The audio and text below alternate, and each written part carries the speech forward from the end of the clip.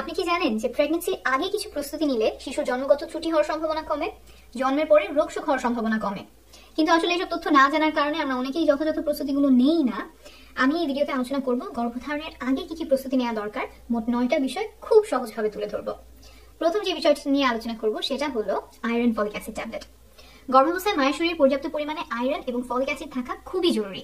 মায়ের শরীরে যদি আয়রনের ঘাটতি থাকে তাহলে গর্ভের শিশুর নানান রকম সমস্যা হতে পারে, ওজন কম হতে পারে, সময়ের আগে প্রসব হতে পারে। আবার যদি মায়ের শরীরে পর্যাপ্ত পরিমাণে ফলিক অ্যাসিড না থাকে তাহলে শিশুর ব্রেইন এবং মেরুদণ্ডে গুরুতর জন্মগত ত্রুটি দেখা দিতে পারে। এইসব ঠেকাতে গর্ভধারণ করার আগে থেকেই সচেতন থাকতে হবে। কি করবেন? যখন থেকে আপনি প্রেগনেন্ট হওয়ার চেষ্টা শুরু করেছেন তখন থেকেই প্রতিদিন আয়রন ফলিক অ্যাসিড ট্যাবলেট খাবেন, যাতে শরীরে এসবের কোনো ঘাটতি না থাকে। প্রেগনেন্সির জন্য বিশেষভাবে তৈরি মাল্টিভিটামিন ট্যাবলেটও খেতে পারেন, তবে সেই ক্ষেত্রে ডাক্তারের সাথে পরামর্শ করে একটু নিশ্চিত হয়ে নেবেন যে সেই মাল্টিভিটামিন ট্যাবলেটে আপনার জন্য পর্যাপ্ত পরিমাণে আয়রন এবং ফলিক অ্যাসিড আছে কিনা। এখানে আরেকটা বিষয় একটু বলে রাখি, ফার্মেসিতে যেসব আয়রন ফলিক অ্যাসিড ট্যাবলেট পাওয়া যায় সেগুলোতে সাধারণত ফলিক অ্যাসিডের ডোজ থাকে 0.5 মিলিগ্রাম। কিছু ক্ষেত্রে এর থেকে বেশি ডোজে ফলিক অ্যাসিড খাওয়া লাগতে পারে, যেমন ওজন যদি খুব বেশি হয়, অথবা যদি ডায়াবেটিস থাকে, খিচুনির যদি নির্দিষ্ট কোনো ওষুধ চলতে থাকে, আপনার অন্য সন্তানের যদি ব্রেইনে বা মেরুদণ্ডে জন্মগত ত্রুটি থাকে, অথবা আপনার নিজের, শিশুর বাবার বা আপনাদের দুজনের কারো পরিবারে যদি ব্রেইনে বা মেরুদণ্ডে জন্মগত ত্রুটি থাকে তাহলে সেক্ষেত্রে ফলিক অ্যাসিডের ডোজটা বেশি হতে পারে। এই যেগুলো বললাম এগুলো কোনটা যদি আপনার সাথে মিলে যায় তাহলে ডাক্তারের সাথে একটু পরামর্শ করে নেবেন যে আপনাকে এর থেকে বেশি ডোজে ফলিক অ্যাসিড খেতে হবে কিনা। দ্বিতীয় যে বিষয়টা নিয়ে আমরা কথা বলবো সেটা হচ্ছে টিকা। আপনার যদি কোনো টিকা নেওয়া বাকি থাকে সেগুলো এখনই নেওয়ার ব্যবস্থা করুন। যেমন ছোটবেলায় যদি 2 ডোজ হামরুবেলা টিকা না দেওয়া থাকে তাহলে গর্ভে শিশু রুবেলাতে আক্রান্ত হতে পারে, ফলে শিশুর চোখ, কান, হার্ট, ব্রেইন এইসবে মারাত্মক জন্মগত ত্রুটি হতে পারে, এমনকি গর্ভপাতও হতে পারে। আর এই টিকাটা গর্ভবতী নারীদেরকে দেওয়া যায় না, তাই আগে থেকেই নিয়ে নিতে হয়। টিকা নেওয়ার পর 1 মাস পর্যন্ত বাচ্চা নেওয়ার চেষ্টা করা থেকে বিরত থাকতে হয়।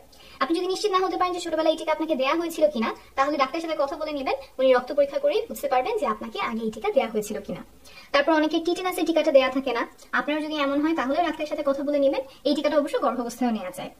আরেকটা গুরুত্বপূর্ণ টিকা হলো হেপাটাইটিস বি টিকা, কারণ গর্ভাবস্থায় যদি কেউ এই হেপাটাইটিস বি ভাইরাসে আক্রান্ত হন তাহলে মারাত্মক রোগ দেখা দিতে পারে এবং মায়ের কাছ থেকে সন্তানও এই ভাইরাসে আক্রান্ত হতে পারেন।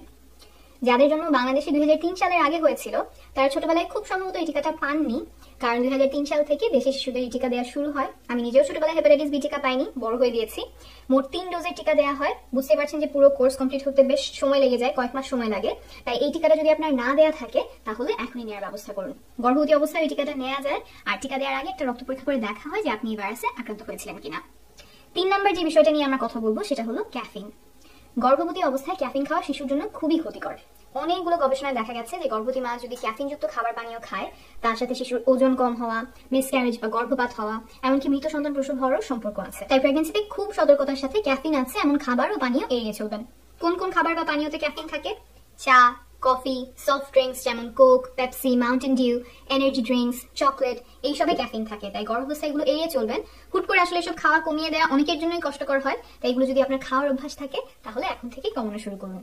একেবারে বন্ধ করে দিতে পারলে সবচেয়ে ভালো হয়, কারণ গর্ভধারণ করার সাথে সাথেই তো আপনি বুঝতে পারবেন না, মাসিক মিস হতে কয়েক সপ্তাহ সময় লাগবে, তারপর টেস্ট করে নিশ্চিত হতে আরো কিছু সময় পার হয়ে যায়, কিন্তু এর মধ্যেই তো গর্ভের শিশু বড় হচ্ছে, এই সময়টাতে ক্যাফিন না খাওয়াই শ্রেয়। 4 নম্বর যে বিষয়টা নিয়ে কথা বলবো সেটা হলো ভিটামিন ডি। গর্ভে শিশুর হাড়, দাঁত, বিভিন্ন অঙ্গের সুস্থ গঠনের জন্য ভিটামিন ডি প্রয়োজন, কিন্তু আমাদের অনেকের শরীরেই ভিটামিন ডি এর অভাব রয়েছে।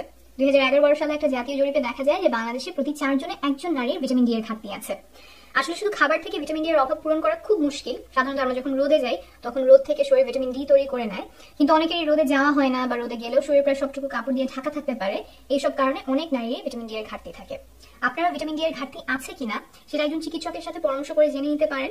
যদি ঘাটতি থাকে সেটা সহজেই পূরণ করা সম্ভব, ডাক্তার বলে দিতে পারবেন যে কি মাত্রায় ভিটামিন ডি খেলে আপনার ভিটামিন ডি এর অভাব পূরণ হবে।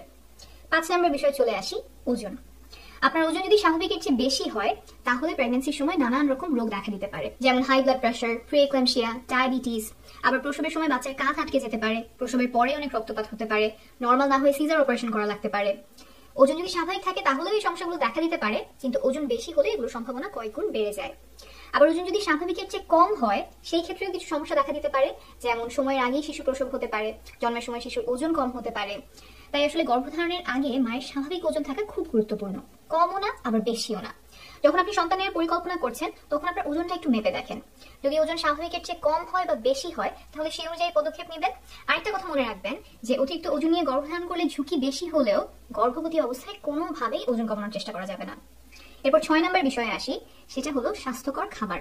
আমাদের সবারই আসলে সবসময় স্বাস্থ্যকর খাবার খাওয়া উচিত, কিন্তু আপনি যখন সন্তান নেবেন বলে ঠিক করেছেন তখন স্বাস্থ্যকর খাবার খাওয়া অন্য সময়ের চেয়ে অনেক বেশি গুরুত্বপূর্ণ। খাওয়ার সময় দেখা যায় আমরা আসলে ভাতটাই বেশি খাই, পেট ভর্তি করে প্রথমে ভাত নিয়ে তার সাথে অল্প তরকারি নেই, কিন্তু এইভাবে খেলে শরীরে যে পুষ্টি দরকার তা পূরণ করা খুবই মুশকিল।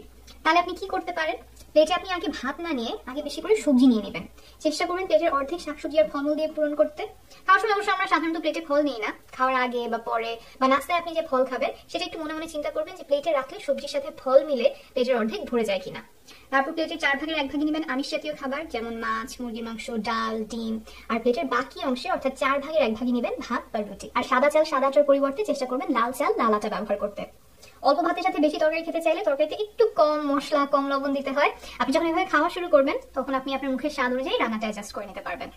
আর কিছু খাবার এই সময় এড়িয়ে চলার চেষ্টা করবেন, যেমন highly processed food, fast food, যেসব খাবারে অতিরিক্ত পরিমাণে চিনি, লবণ, তেল, চর্বি আছে। বাসায় রান্না করা খাবারে আমরা যে পরিমাণ লবণ, চিনি বা তেল দেই, অনেক প্রক্রিয়াজাত খাবারে তার চেয়ে কয়েক গুণ বেশি পরিমাণে দেওয়া হয় খাবারটা সুস্বাদু করবার জন্য। তাই আপনি যখন বাড়ি থেকে কিছু কিনে খান তখন এগুলো দেখে নেওয়ার চেষ্টা করবেন। মোট কথা, যখন আপনি সন্তানের পরিকল্পনা করছেন একটা ব্যালেন্স ডায়েট বা সুষম খাবার খাওয়ার চেষ্টা করবেন। 7 নম্বর বিষয়টা হলো ব্যায়াম। প্রেগন্যান্সি, সন্তান প্রসব খুবই লম্বা একটা জার্নি। এই ধকলের জন্য শরীরকে প্রস্তুত করতে পারেন ব্যায়াম করার মাধ্যমে। এটার অনেকগুলো উপকারিতা আছে, যেমন ব্যায়াম প্রেগনেন্ট হওয়ার সম্ভাবনা বাড়িয়ে দিতে পারে, গর্ভাবস্থায় বিভিন্ন রোগ যেমন প্রি-এক্লাম্পসিয়া, গর্ভকালীন ডায়াবেটিস এইসব হওয়ার ঝুঁকি কমাতে পারে। আবার এই সময়টাতে অনেকের একটু মন খারাপ লাগে, অস্থির লাগতে থাকে, টেনশন কমাতে, মন ভালো করতেও ব্যায়াম সাহায্য করতে পারে। এরপরে যে বিষয়টা নিয়ে কথা বলবো সেটা হলো ধূমপান। ধূমপান করলে বা ধূমপানের আশেপাশে থাকলে নারী পুরুষ উভয়েরই সন্তান জন্মদানের ক্ষমতা কমে যেতে পারে। গর্ভবতী মায়ের আশেপাশে যদি কেউ ধূমপান করে তাহলে জন্মের সময় শিশুর ওজন কম হওয়ার সম্ভাবনা বেড়ে যায় 20%। তাই আপনার পরিবারে যদি কেউ ধূমপান করে তার সাথে আজকেই কথা বলুন এবং তাকে অনুরোধ করুন ধূমপান ছেড়ে দেওয়ার জন্য। 9 নম্বর পয়েন্ট হলো রোগ নিয়ন্ত্রণ। আপনি যখন গর্ভধারণের পরিকল্পনা করছেন তখন একজন ডাক্তার দেখে নিলে খুব ভালো হয়, কারণ আপনার সার্বিক স্বাস্থ্যের অবস্থা দেখে তিনি তখন যথাযথ পরামর্শ দিতে পারবেন।